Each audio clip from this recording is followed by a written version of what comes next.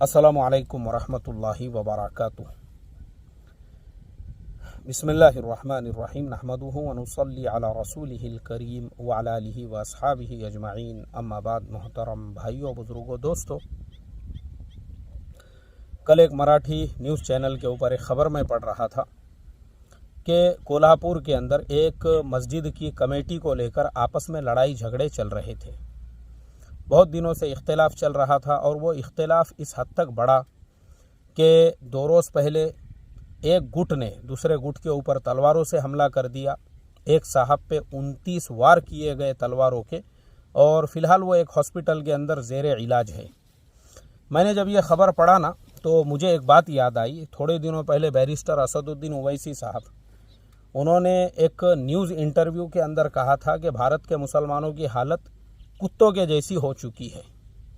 और मैं ये समझता हूँ कि उनकी ये बात बिल्कुल सही है, क्योंकि मुसलमानों को इस चीज़ का ज़र्रा बराबर भी एहसास नहीं है कि आज पूरे मुल्क में वो किन हालात का शिकार है। उनके मदारिस के ऊपर गवर्नमेंट की तरफ से नई नई पाबंदियाँ आ रही है। मैं आपको बता दूं कि जिस दिन मैंने ये ख़बर पढ़ा, उसी दिन एक और ख़बर ये पढ़ा कि बम्बई के अंदर एक मस्जिद को शहीद कर दिया गया। मुझे इतना अफसोस हुआ ये सारी खबरें पढ़कर।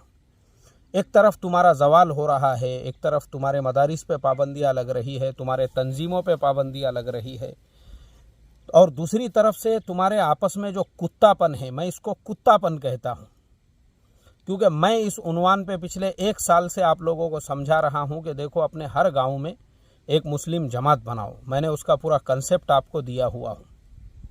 अपने हर गांव में मुस्लिम जमात बनाओ, अपनी हर मस्जिद का हर 2 साल में इलेक्शन कराओ। अभी मैंने थोड़े दिनों पहले भी कहा था, मगर मेरी बात सुनने को कोई तैयार नहीं है, क्योंकि आपको सीधे रास्ते से चलना नहीं है। और मैं आपको यही समझा रहा हूँ कि देखो, भारत के हालात अब बदल चुके हैं।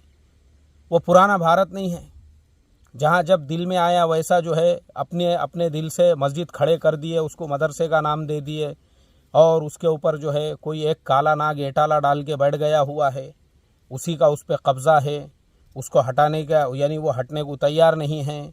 ये अब सब चलने वाला नहीं है।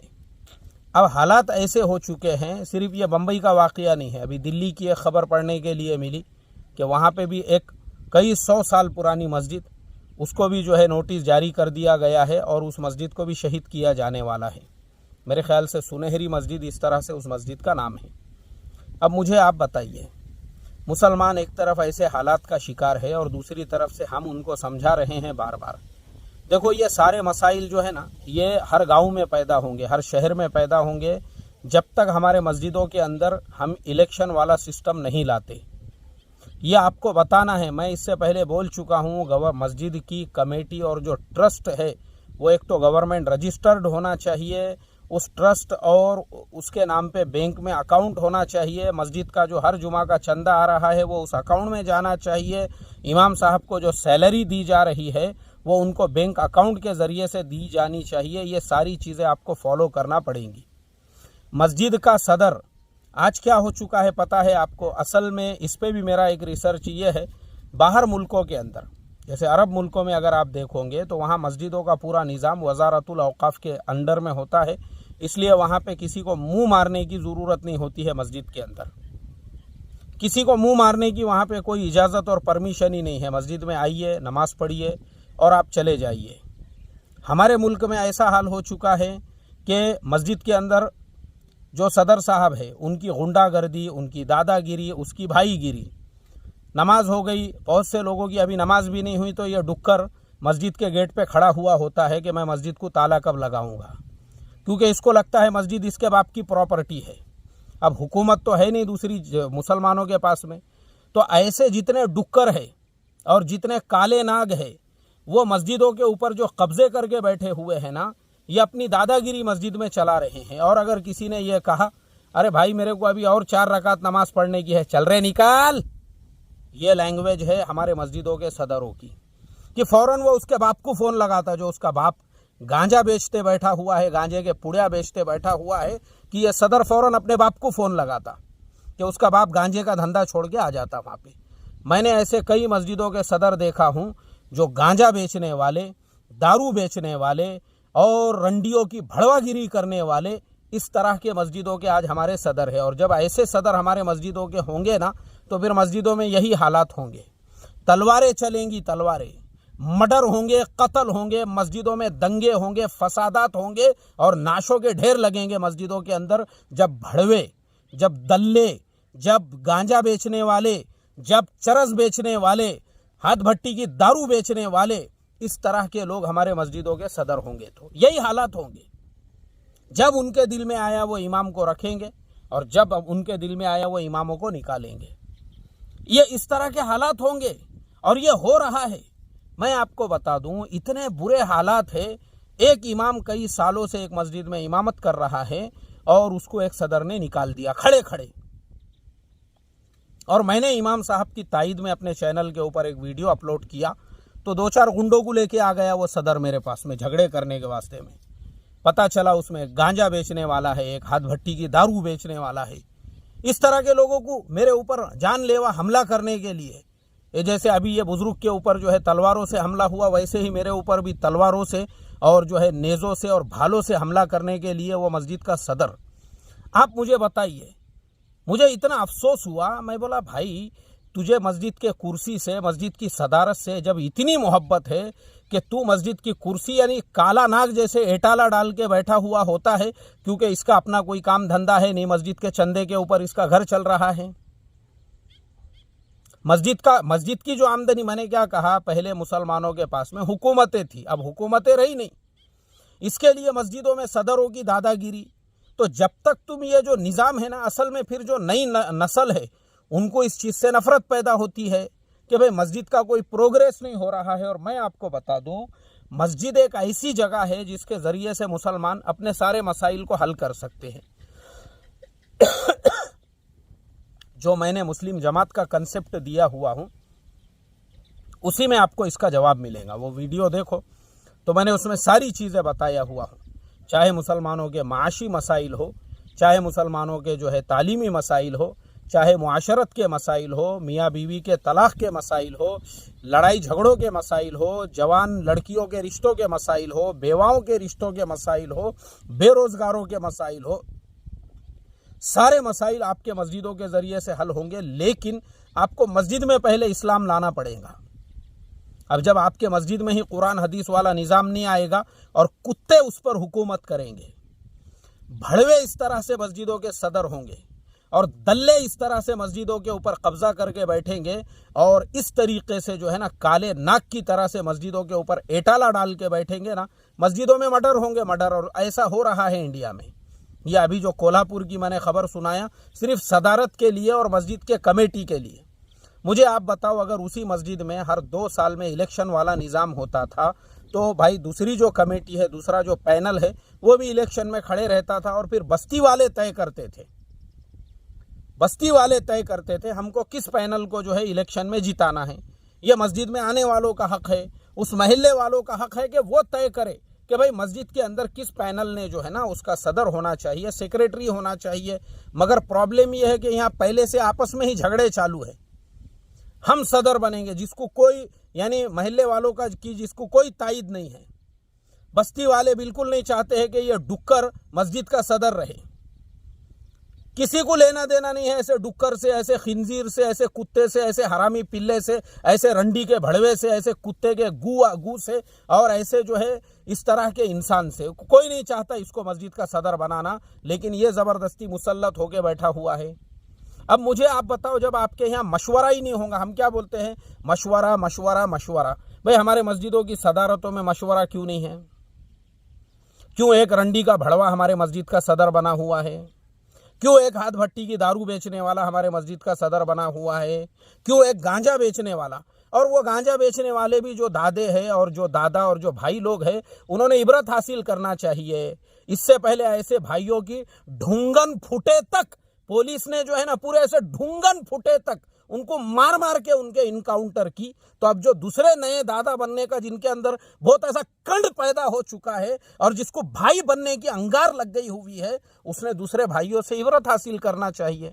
अपनी भी ढूंगन फुट सकती है, इनकाउंटर हो सकता है। मगर फिर भी दादा बनने का है, भाई बनने का है। जबकि हमने पुराने लोगों को देखे हैं। पुराने लोगों को क्या, अभी पिछले हफ्ते का मैं वाकया बताता हूँ। एक शहर में इंडिया के ऐसे ही एक भाई, एक दादा जो है ना, अभी पिछले हफ्ते की बात है, उसी के लोगों ने गोलियों से भून डाले उसको। अरे इबरत हासिल करो दादाओं के, भाइयों के जो इबरतनाक अंजाम हो रहे हैं और जो उनकी ढूंगने फुट के उनके इनकाउंटर हो रहे हैं। गली गली में नंगा करके जो घुमा घुमा के पुलिस उनकी ढूंगने फोड़ रही है ना, इससे इबरत हासिल करो।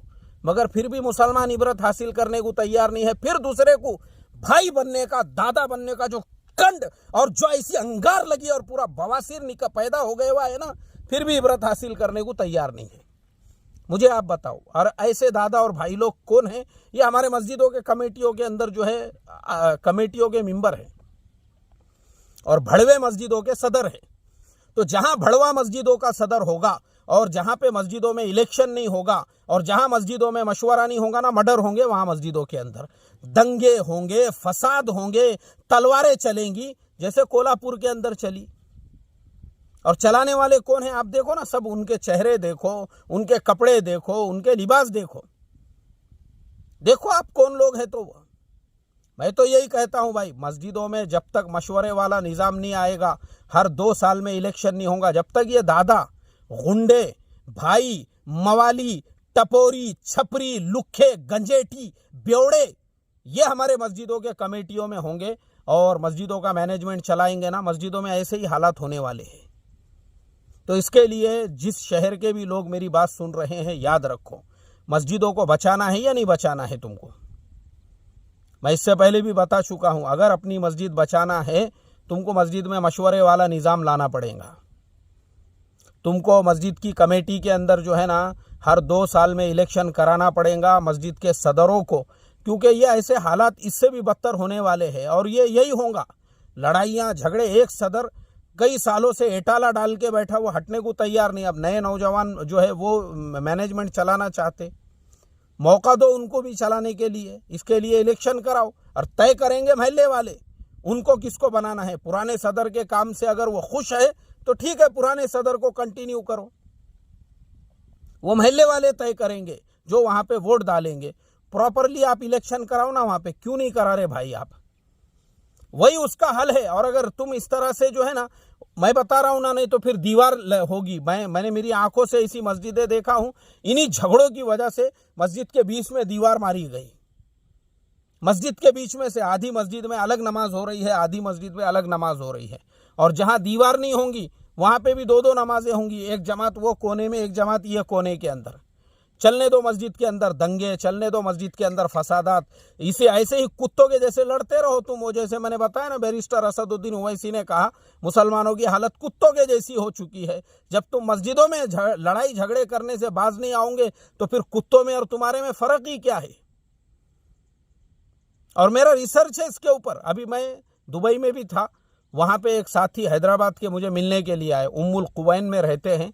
वो आए मेरे पास में, बोले मुफ्ती साहब मैं वापस इंडिया जाना चाहता हूँ अपनी फैमिली के साथ में। मैं बोला अभी यहाँ तुम्हारी जॉब वगैरह कैसी चल रही? बोले अच्छी चल रही। कोई प्रॉब्लम है? बोले नहीं है। क्यों जाना चाहते? मैं बोला क्यों जाना चाहते? बच्चे कहाँ पैदा हुए तुम्हारे? बोले यहीं पैदा हुए। अभी मैं बोला बच्चे 10-10, 12-12 साल के हो चुके हैं, ये बच्चों को इंडिया में लेकर जाते तुमको मालूम है इंडिया में मस्जिदों के हालात कैसे हैं?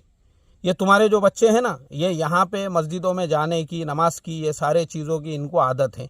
वहाँ जाएंगे ये बगैर टोपी के नमाज पढ़ेंगे, फिर एक आधा डुक्कर आएगा वहाँ पे। फिर तुम्हारे बच्चे जो है वो परेशान होंगे, वो बोलेंगे हम जिस मुल्क के अंदर थे तुमको पता नहीं है। इंडिया में जो लोग, यानी अभी इंडिया के लोग जो अपने आप को मुसलमान कहते हैं ना, मुसलमान बहुत ऊंचे दर्जे की मखलूक है, बहुत आला दर्जे के लोग हैं।